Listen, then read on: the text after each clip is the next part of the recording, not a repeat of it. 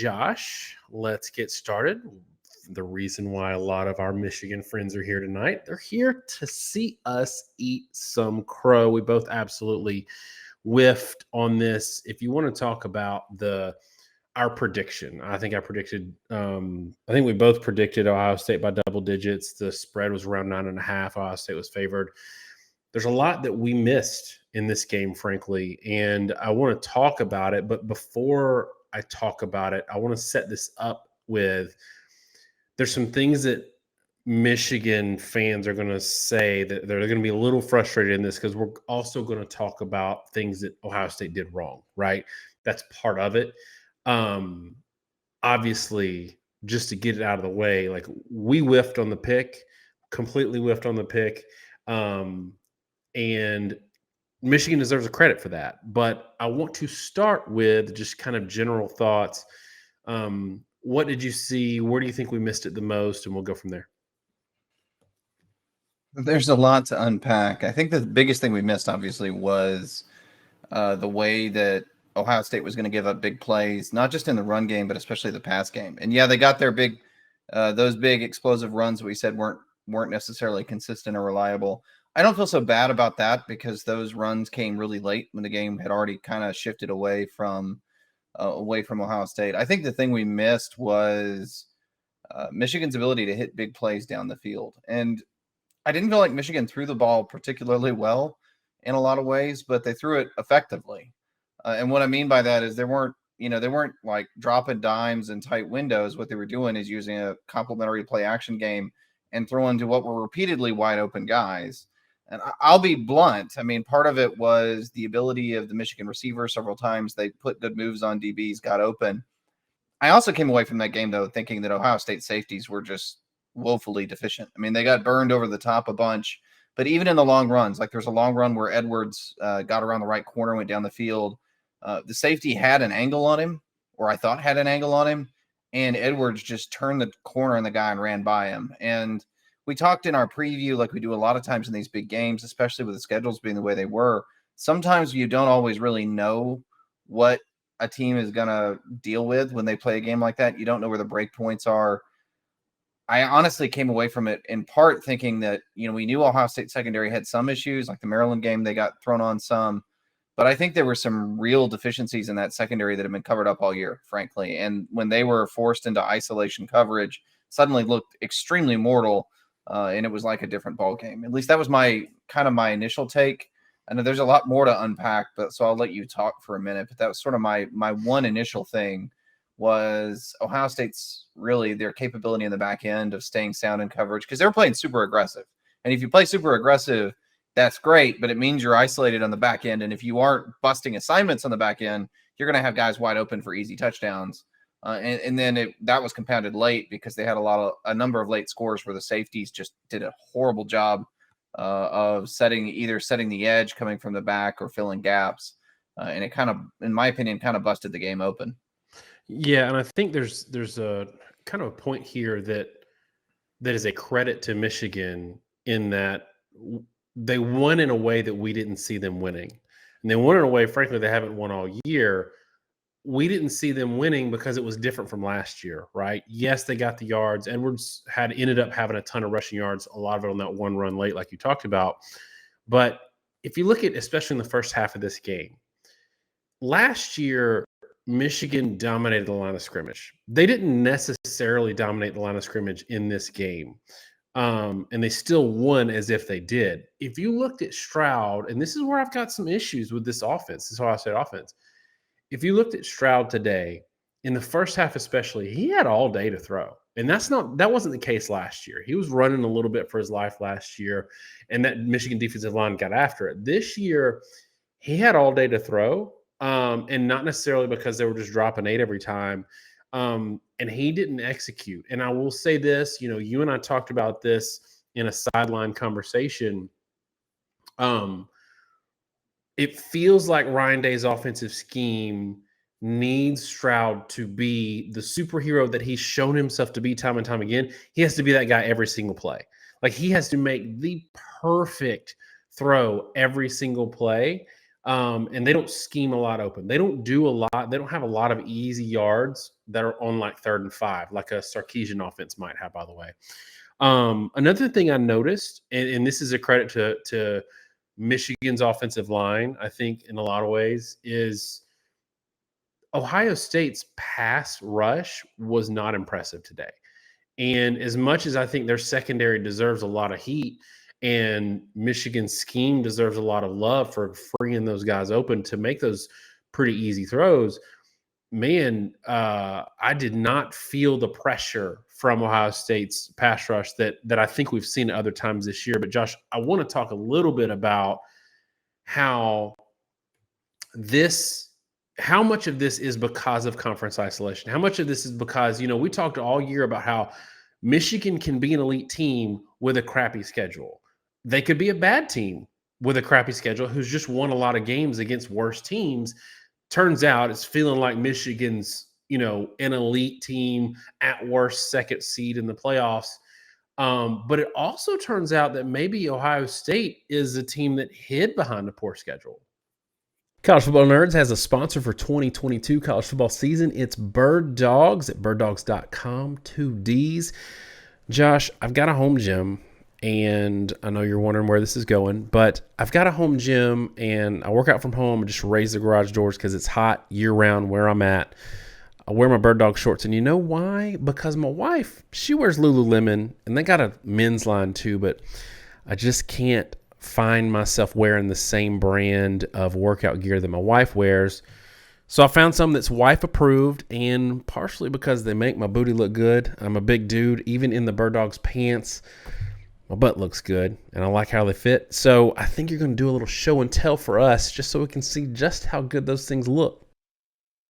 Yeah, and I'm a nerd that's up here in Washington, D.C., where it's a little cold this time of year, so shorts don't always work for me, but thankfully Bird Dogs has a lot of options. So I'm wearing right now the joggers. You can see, I think they make me look pretty good, or at least as good as you can make me possibly look. Got good pockets. They're comfortable. Work for me when I'm on all my remote work from home calls up in the office. And so, yeah, good products. Got shorts too if I want them. Love them. So go to birddogs.com, enter promo code NERDS, and they'll throw in a free Bird Dogs rope hat. That's birddogs.com, 2 Ds, promo code NERDS, and boom, free Bird Dogs rope hat with your pair of Bird Dogs. The most comfortable shorts, pants, and sweatpants with built-in liners. You will not want to take these things off. I promise you. Yeah. Well, I mean, everybody was sort of saying the same thing about Michigan and what they were, but the truth is I'm not sure the Michigan-Ohio State schedules were really all that different. I think there were things that backed it up. I'm watching right now, as a lot of people are in the corner of my eye, how USC played Notre Dame. Notre Dame certainly doesn't look like a world beater, and we knew that when they lost to Marshall. But a lot of people, especially Notre Dame fans, were turning around and saying, "Oh, yeah, we're great. Look what we did to Clemson." I mean, South Carolina just beat Clemson. I just think, I think the schedules weren't great, but I think as much as there were some good defenses in the Big Ten, what they really weren't were a lot of good offenses, and it hit a lot of stuff on the offensive side of the ball.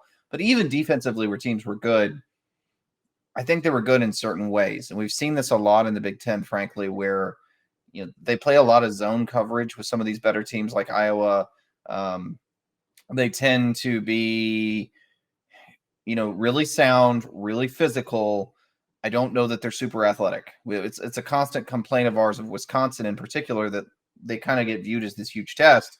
And while it's kind of true, when they face a really high-level offense pretty consistently, you can out-athlete them pretty bad. And in high-level quarterback play against, especially teams that are really heavy zone works well when you're playing a kind of a low-level quarterback, because there's guys coming in and out of windows, and you got to read and react, and nothing's, there's never going to be an obvious open guy most of the time, and you've got to understand how to place the ball in certain windows. Man coverage, you can do some things with crossers and whatnot and kind of get guys open. But when you're in that world, I think sometimes there's a lot of things that, you just can't properly evaluate. And I think in Ohio State's case, we had seen them, there are 5 times this season where they've just gone to sleep for a half, and something we got to talk about in a minute. They went to sleep for the second half in this game, right? People got onto us to the technicality after the Penn State game where I said, Penn State was, I think, leading in the half of Michigan. I remember right. This is the reference I made. And people were like, no, that's not true. No, they were leading 90 seconds after the half, which actually means that I knew what happened in the game rather than just looking at the box score of the halftime score. But that's beside the point. Here, Ohio State was winning in the half and could not maintain it. And so there are a lot of things going on, a lot of stuff we've missed, combined with problems Ohio State had over the course of the season. And I think it really all meshed into this result. And I'll say the result, people don't get mad. The result is not as bad as the score, right? This game got really out of hand late when Ohio State was trying to climb back. And then you start basically playing every play like it's 4th down and 1. And when you start being that aggressive to get an immediate stop, if the running back gets past the line of scrimmage, he's going to score. That doesn't necessarily mean they were getting beat that bad late, but it certainly ran away from them in the second half. There's a lot of super chats we probably should touch on too on this. Yeah, and we will. I got a couple of notes just from, a couple of things. One, somebody said Michigan has blown out everybody all year. Y'all just haven't paid attention.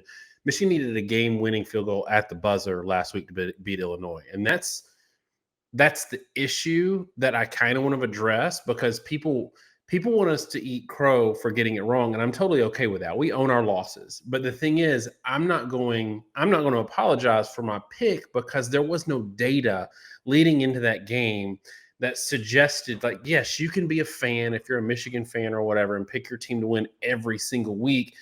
And you're right until you're not. Like last year, we were crushed by these Michigan fans calling us idiots because we picked Georgia by double digits. And they said, you missed the Ohio State pick, and now you're going to come back and do this.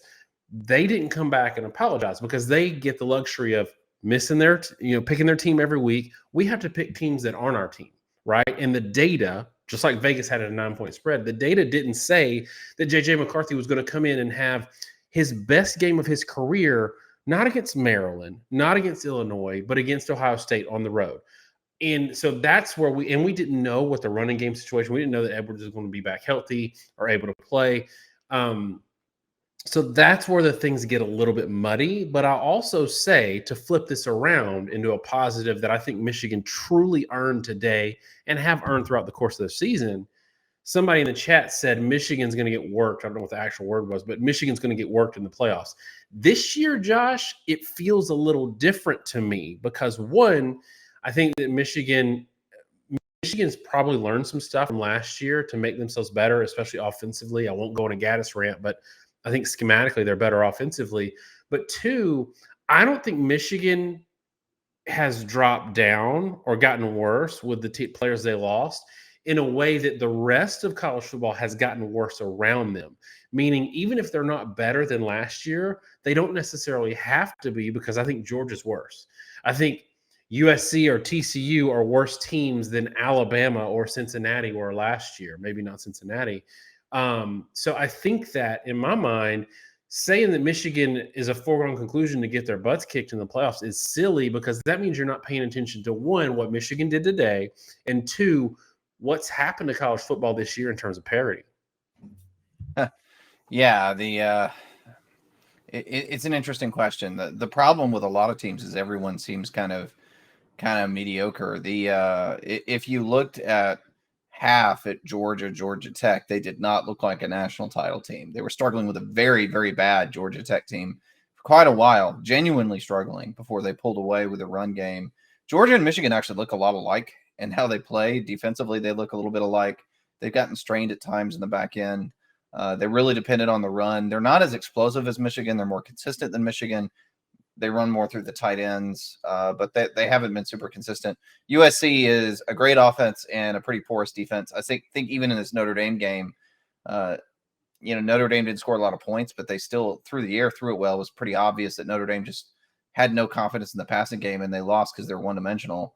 But you're right. It doesn't feel like there are great, well-rounded teams. It feels like last year's Alabama team would probably be the best team this year outside of Michigan. I don't know how Michigan would compare. But yeah, it's wide open. I don't think you have to be as good as you were last year. Not every year has the same quality teams going in. We've talked a lot how year to year, not only making the playoff, but also winning the playoff differs. In 2018, that Alabama team was a juggernaut. It's just Clemson was phenomenal. And that team, I think that Alabama team had gone into the game winning every game by like 3 scores, and then Clemson just destroyed them. in the national title, right? You never know who you're going to run in. And I don't see a 2018 Clemson buzzsaw. Usually there is one. Usually there's a 2019 LSU. This is the rare year where I don't think it exists. So I do think Michigan has a great opportunity. And I'll run through some super chats now real quick. David Bonnard says, checking in from the bar in Ann Arbor. Go Blue Boys. Going back to celebrating now. Go Blue. I mean, you got to be excited where you're at, because I think they've got everything in front of them. I think they may have had it anyway, even if they'd lost close. But at this point, they've got everything in front of them. Javari Williams says, look like y'all ain't getting that $100 super chat out of me. Go Blue. And again, we picked this game wrong.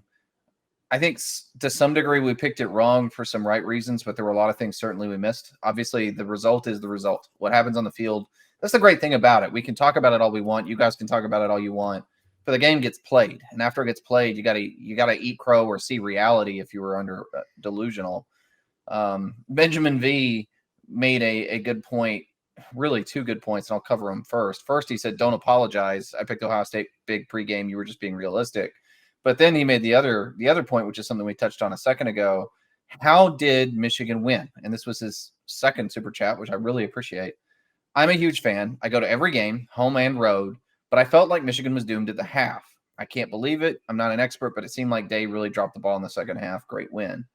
And that's, to me, that's a little bit of the thing, right? And that's the difficulty in evaluating these games, because we all love to say anything can happen, right? You guys know we're not huge playoff expansionists, and I'll say all this crazy chaos today, all the crazy weirdness, and these games like LSU going down and Clemson losing, not a lot of those games would have meant squat in a 12-team playoff. LSU still gets in. They're probably going to be top 12. So a lot of those games don't matter, and they do matter because we're talking about jockeying for the top 4. That would actually go away in expansion, or will go away, but that's a little bit beside the point. The bigger point here is if you are a believer that anything can happen in a given game, then it gets a little tougher to say how bad the pick was or wasn't in that Michigan game, right? Do you think this is a result that's going to happen every time? Do you think this is a game that got away from them? I mean, Ohio State had a bunch of busts in the secondary or guys wide open. Was that something that's going to happen consistently? Was it something that just happened in this game where they played poorly and got in their own heads? I don't think it was a fluke personally, but it's a question you have to ask. And I'm kind of curious your end, Daniel. I mean, if you were to assign a percentage like 0 to 100, how much of the percentage of Michigan winning this game was due to Ohio State playing below their standards? I mean, standards for this year. And how much of it is just how much better Michigan was than Ohio State as an average team over the course of the year? I think that, we like to give a lot of credit when teams struggle, when they lose a key player in the middle of the game. So Corum going down last week with Edwards already hurt, I think completely threw that game sideways in a way that's, if you talk about what we really missed, I think that's what we missed, because we put a lot of weight in that tight score against what we think is not a great Illinois team. But I think this is an opportunity for a segue, because it's not 50-50. It's more leaning towards Michigan, and they earned it. And I do think that what we saw today is the thing that I've complained about with conference isolation. I think Ohio State was hiding behind a bad schedule. I think Michigan was playing a bad schedule, but is that dominant team.